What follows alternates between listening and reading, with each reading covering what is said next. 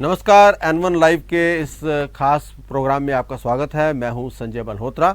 हिमाचल प्रदेश में चुनावी जंग अब निर्णायक दौर में पहुंच रही है। एक बार फिर भाजपा और कांग्रेस आमने सामने हैं।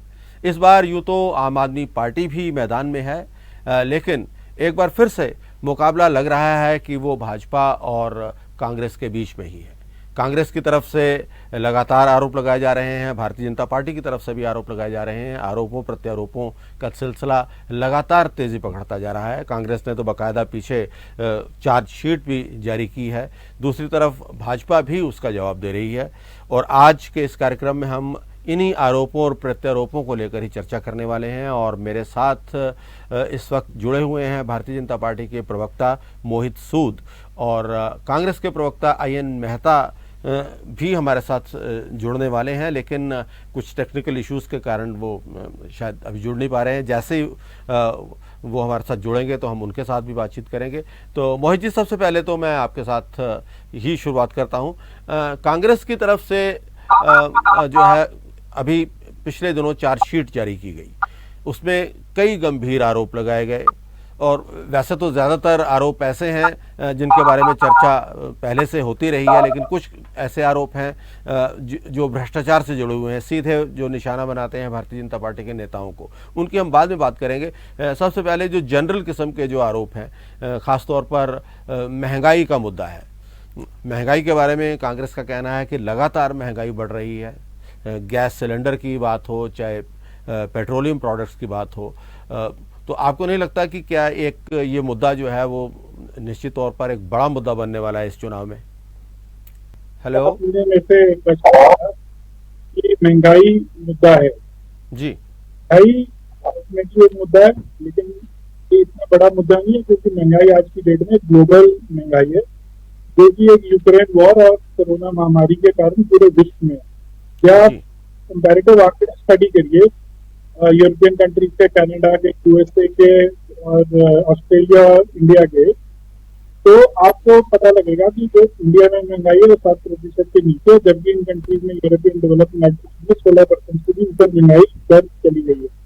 तो इसका जो कारण है, ये हमारा इंडिया स्पेसिफिक पॉलिसीज नहीं है, ग्लोबल जो पॉलिसी है उसके कारण हो रहा है। और हमने महंगाई को बहुत अच्छे से भारत में कंट्रोल करा है। कि क्यों हम कंट्रोल कर पाए? क्योंकि हमारे पास बहुत अच्छा एक नेतृत्व है सेंटर में। और हमने और इसके तहत हमने एक और महंगाई को राहत देने के लिए हमने हर गरीब के घर पे राशन दिया है, जो कोविड काल से चला आ रहा है। 80 करोड़ परिवार आज देश में ऐसे हैं जिनको हम फ्री राशन वितरित कर रहे हैं और उनको महंगाई से राहत दे रहे हैं। ऐसे ही हमने और काफी गरीब कल्याण की योजनाएं भारत में शुरू करी है।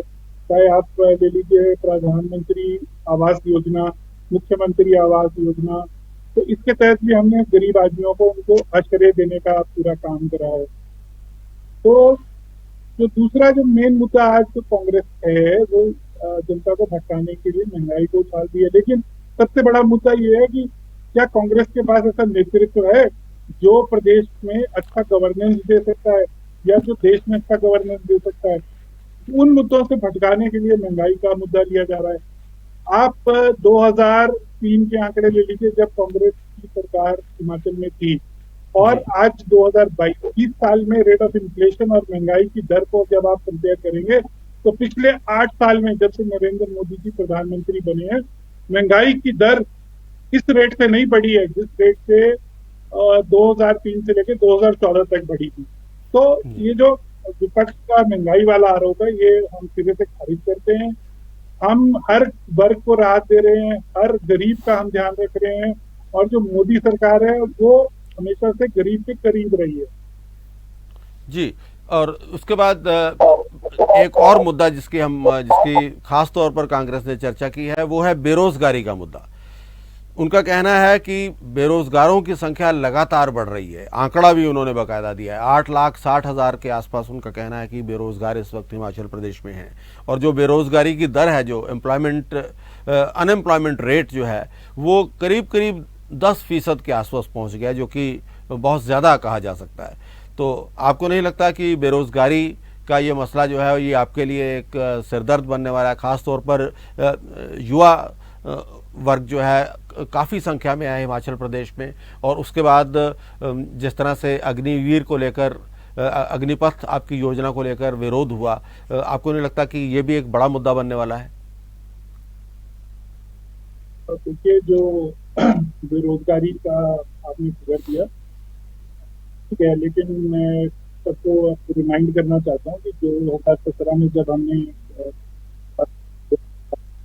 तो जो बेरोजगार थे वो 5 लाख थे प्रदेश में।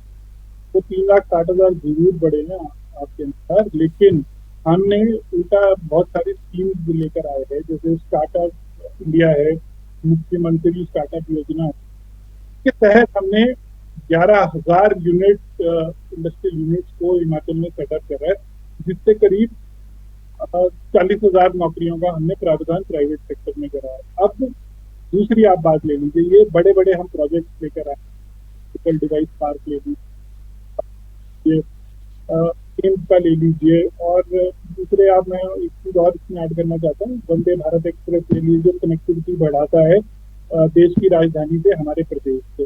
तो इन सब चीजों से हम एक इकोसिस्टम क्रिएट करना चाहते हैं जो कि स्वरोजगार आत्मनिर्भर हिमाचल की तरफ हिमाचल को लेकर जाए।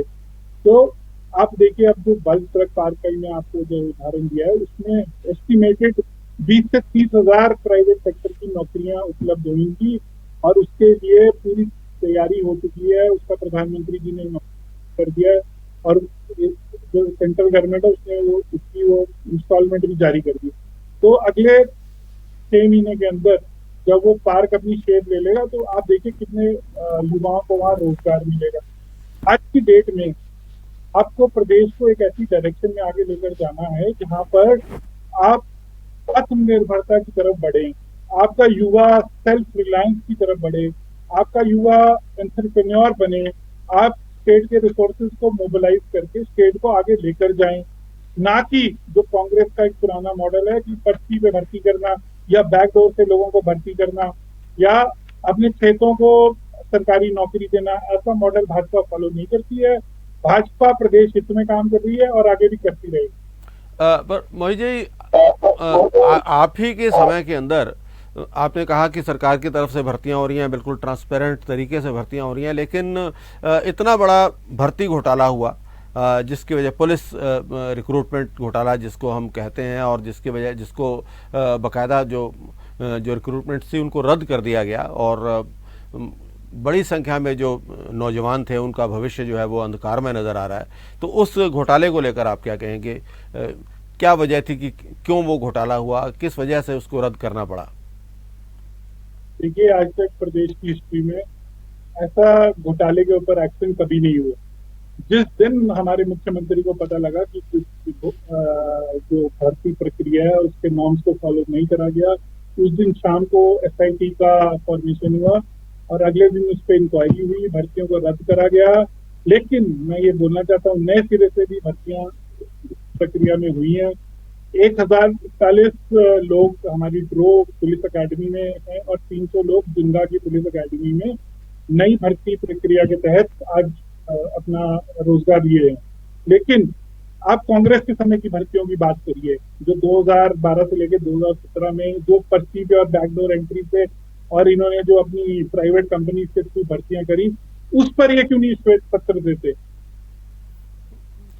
जी, उसके बाद अगर हम बात करें भ्रष्टाचार के, और भी कई आरोप जो हैं वो सरकार के ऊपर कांग्रेस की तरफ से लगाए गए हैं, खासतौर पर भर्तियों को लेकर। चाहे वो मेडिकल कॉलेजेस के अंदर भर्तियां रही हों, चाहे वो आईआईटी जो हैं, आईआईटी जो ऊना में है वहाँ की भर्तियों की बात हो, चाहे वो नेर चौक के मेडिकल कॉलेज की बात हो, सभी जगह पे कांग्रेस का कहना है कि जो भर्तियां हैं वो शक के दायरे में रही हैं। उसके बारे में आप क्या कहेंगे? वाली स्टेटमेंट है, जो इनके पास कोई कॉन्क्रीट डेटा या कोई फैक्ट होता या किसी व्यक्ति का नाम होता तो अपनी चार्जशीट में मेंशन करते। इनकी चार्जशीट बिल्कुल एक मैं कहूँगा झूठ का पुलिंदा है, जिसमें इतना कोई फैक्ट है। सिर्फ आरोप लगाने से आरोप सिद्ध नहीं होता, उसके लिए आपको फैक्ट और उसका प्रूफ देना पड़ता है, तो वो कोई इन्होंने दिया नहीं है।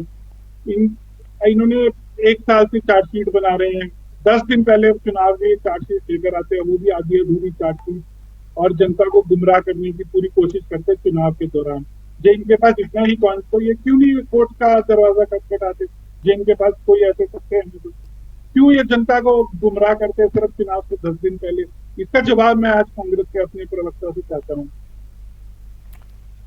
मोहित जी, चलो ये तो कांग्रेस की चार्जशीट की बातें रही, लेकिन अगर हम ओवरऑल मुद्दों की बात करें तो कांग्रेस जो एक बहुत बड़े मुद्दे को लेकर खेल रही है और जिसको कांग्रेस को लगता है कि इस मुद्दे के ऊपर वो जो है वो आपको नुकसान पहुंचा सकती है, वो है ओपीएस का मुद्दा, ओल्ड पेंशन स्कीम का मुद्दा जो है कांग्रेस की तरफ से। हालांकि आम आदमी पार्टी ने भी ये वादा किया है, लेकिन आम आदमी पार्टी चूंकि पहली बार लड़ रही है, बहुत ज़्यादा सीरियसली हम उनको नहीं ले रहे हैं, लेकिन कांग्रेस ने वादा किया है कि हम ओपीएस लागू करेंगे। भारतीय जनता पार्टी इसको लेकर पूरी तरह से खामोश है। इसको लेकर आप क्या कहेंगे?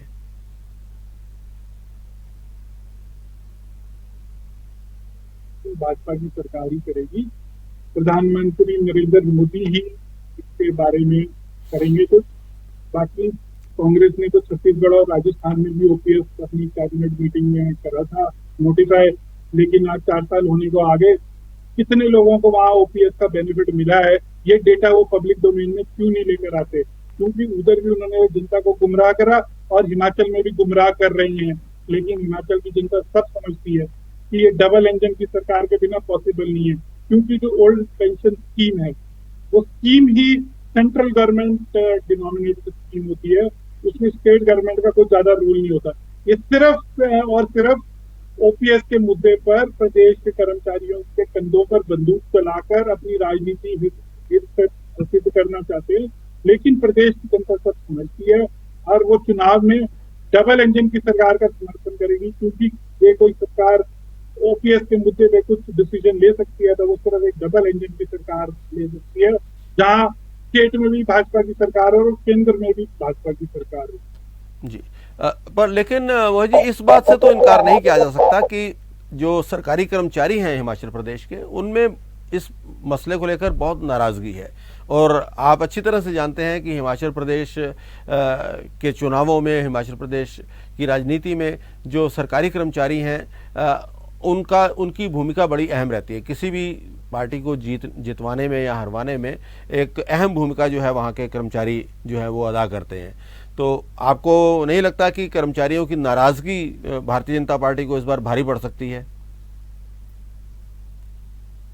कर्मचारी हमारे संगठन बहुत सारे बेनिफिट कर्मचारियों को दिए और आगे भी गंभीरता से उनके जो भी डिमांड है उनके विचार किया जाएगा। लेकिन मैं आज कांग्रेस के मित्रों से बात करता हूँ कि 2003 में जब ओपीएस खत्म हुआ और एनपीएस लागू हुआ तो किसकी सरकार थी? ये कांग्रेस की सरकार थी और इनके 6 बार के मुख्यमंत्री वीरभद्र सिंह मुखिया थे। तो क्यों तब इन्होंने एक्सेप्ट करा कि ओल्ड पेंशन स्कीम को हम कंटिन्यू रखते हैं और न्यू पेंशन स्कीम में अब एम्प्लॉइज को शिफ्ट करते हैं? और उसमें एक सबसे बड़ा तथ्य है कि वो डॉक्यूमेंट बैक डेट से इन्होंने लागू करने की घोषणा करी और उसके बाद इनकी 2 टेन्योर में 5-5 साल की सरकार आई। तब कांग्रेस ने ओपीएस के मुद्दे पर क्यों कार्रवाई नहीं करी? तब इनकी सेंटर में भी सरकार थी, मनमोहन सिंह जी दिल्ली में प्रधानमंत्री थे और वीरभद्र जी शिमला में मुख्यमंत्री थे। तो क्यों नहीं इन्होंने उसका कोई सोल्यूशन निकाला? और मैं आज आपको इस मंच से ये भी बताना चाहता हूँ कि हमारे मुख्यमंत्री जब भी दिल्ली जाते हैं तो प्रधानमंत्री उनको अच्छे से सुनते हैं, सहानुभूति पूर्वक हमारी पूरी सुनवाई होती है और हम बड़े बड़े प्रोजेक्ट हिमाचल में लेकर आते हैं।